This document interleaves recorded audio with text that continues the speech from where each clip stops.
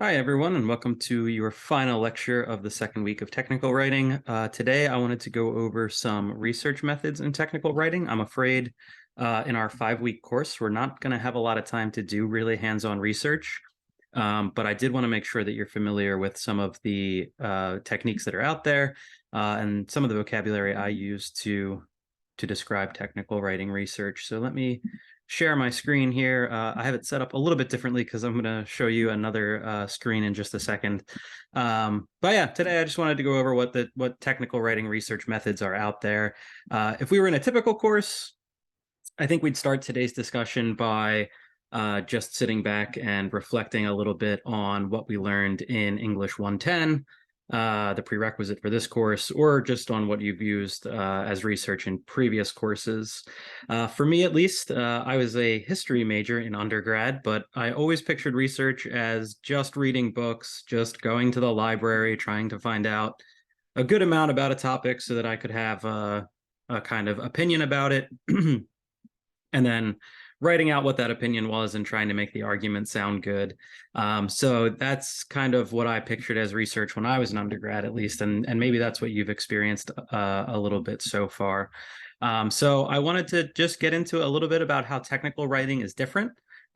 This is a vocabulary that I've kind of come up with. I picture it in terms of water or swimming. I don't know why. It's just one that I think works really well for thinking about tech writing research. And so on the first level, I always think about the surface level for research. In technical writing, that can include looking at things like popular media, media that are just for general consumption. This is all kind of skimming the surface of a topic. Some examples that might be included in this are newspapers and magazines, TVs and radios, and radio programs. The idea here is that for technical writers, when you're writing kind of some of that technical writing of the everyday that we've looked at, sometimes it's good to just know what people are generally talking about, and they don't have to be specialists, they don't have to be experts. They just have to be people who would have an opinion on what you're going to write about. And so with newspapers, magazines, TV shows, radio programs, I probably should put like streaming shows and podcasts at this point. But out of those, you get just the general sentiment of people who have opinions and like to talk. Another really good free place to get information is from various social media websites like Twitter and Facebook groups, people's blogs. Again, for technical writers, this is all research because you're finding out what everyday people are talking about in terms of whatever topic it is you want to research. So that's what we call, or that's what I call at least, the surface level, just picking out the noise that's out there and seeing what people are saying. The second level, I call it the scuba level. You get a little bit deeper into the research and you think about media that are for moderately informed audiences or expert readers. We'll come back to that word again in a second because I think expert has come up a couple times in discussions already. But these are typically focused on practice and sometimes even public relations. So you can think about trade or technical publications. In higher ed, we have two really famous ones, the Chronicle of Higher Education and Inside Higher Ed.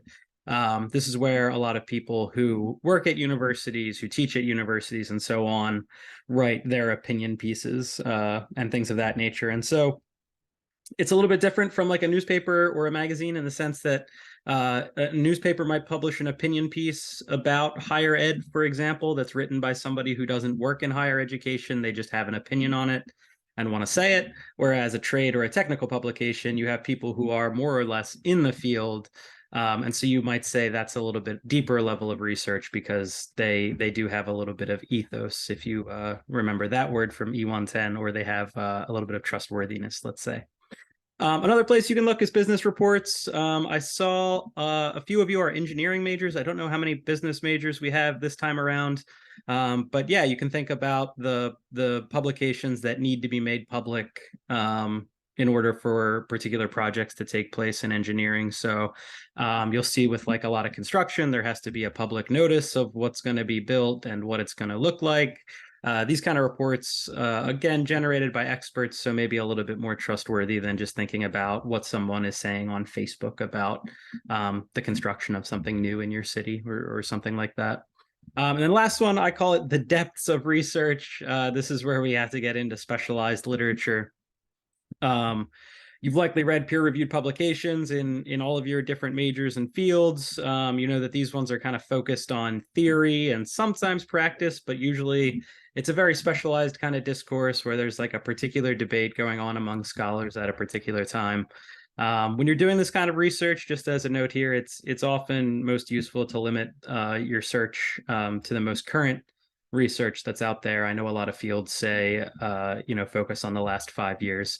But yeah, out of these depths of research, typically what you'll see produced is a literature review.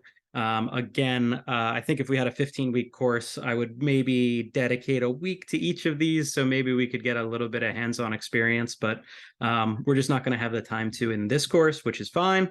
But I'll put a citation below for a book that you can investigate a little bit further if you want to think about research methods in technical writing.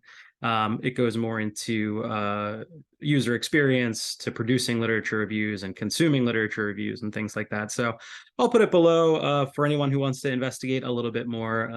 And again, I'm sorry we won't have the time in this 5-week course to practice a little bit with each one, but just know that these are out there and keep it in the back of your mind that technical writing research isn't just this last stuff, which I think is usually what we picture, kind of sitting in the library reading what all the other scholars have said, but it often includes just listening to what people are saying. And again, to get back to this word, maybe just treating everybody as experts in a particular way that they're at least experts on their own experience. And so when someone has an opinion, that it's useful to listen, even if you don't agree with it, it gives you a sense of how you should write to inform that audience or to persuade that audience.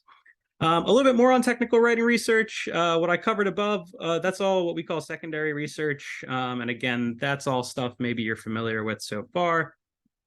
But technical writing and technical communication also requires primary research. And so here again from the Lannon and Gurock text, research often involves discussions with technical experts. Again, I'm going to challenge that term a little bit because I think we're all experts at different things to different levels. And so here are some of the primary research methods that you might use, and they're ones that I certainly am going to use in my research over the next year or two as well. But conducting interviews, you can also think about focus groups, which are kind of just interviews with many different people at the same time. If you conduct these, you should always have a plan in mind for where the conversation should go. You don't want it to just be a ton of noise. You always want to avoid biasing your participants. Don't give them any indication of what you think the answer is or any kind of leading questions. And a phrase that really gets traction right now in technical writing is called narrative inquiry. And so I put here getting the participant to tell a story, but basically, instead of kind of asking yes or no questions or to what extent questions, just getting your participants to really discuss their story turns out to be really useful research in technical writing. To give you an example, if you're launching a product, you can think back to your product descriptions that we wrote for last week. If you're launching that product and you need to describe how it's useful, maybe it's best to take a couple people who will have to use it, get them to use it, and then ask them to tell the story. How was it useful to them? And from there, you kind of get your writing instead of just putting it from your own perspective. Ethnographies are another type of research used in technical writing, basically observing behavior and kind of writing it down. It can be the observation of a place or context as well, if we're thinking about the rhetorical situation more holistically, which we discussed earlier this week.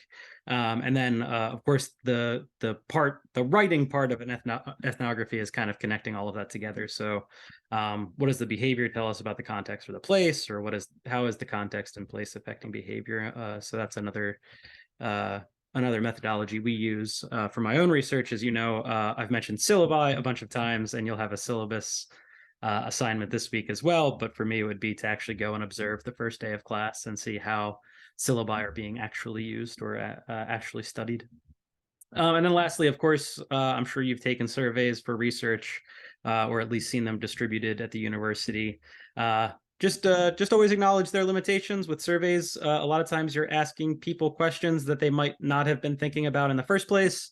And so in the end, you might say, hey, 75% of people think this, but in reality, it's possible they were never thinking about that. It's just because you asked that they now have an opinion. So these are some of the primary methods of research that we use. I wanted to share, this is why we're in the kind of half view of PowerPoint. I wanted to share some of my own work. We call this user experience research, basically research that treats the user of a technology or the user of an interface as an expert, and asks the user, like, hey, what do you like, or how do you like to engage with this technology or this document? And so for me, like I've mentioned, I study syllabi, and this is a piece of research I'm doing to see how people like to see syllabi organized. So in this research, which will be launched hopefully by the fall semester, people are going to be able to drag and drop which order they would like to see the syllabus appear in. So, hey, do I want my course policies up front, or hey, is it more important to me that mental health and well-being statement is first? These are all kinds of these are sorts that can be tracked statistically and then offer professors as technical writers a good insight into maybe how their syllabi should be constructed. And so I just wanted to show you that to again show that the technical writing research can be a little bit different in terms of what you've maybe pictured as academic research before. It can be a little bit more hands-on. And a word I like to use is kind of playful too, right? Like getting to sit on your phone and sort a syllabus instead of just waiting for it to be distributed, I think is kind of a cool way to come at trying to understand the document and understand what might be the effective organization, as we talked about again earlier in the week for syllabi. So that's just kind of a primer on the research methods that are out there. I'm sorry we don't have a 15-week course to go and use each one, but again, just happy to have given you that vocabulary. So all stuff to think about, but thanks for listening to the lectures this week. Again, I'll be active on the discussion boards, and we'll have feedback for last week's assignments as well. So thanks everyone for the hard work, and keep it up. And yeah, I'll look forward to seeing our discussions on Canvas.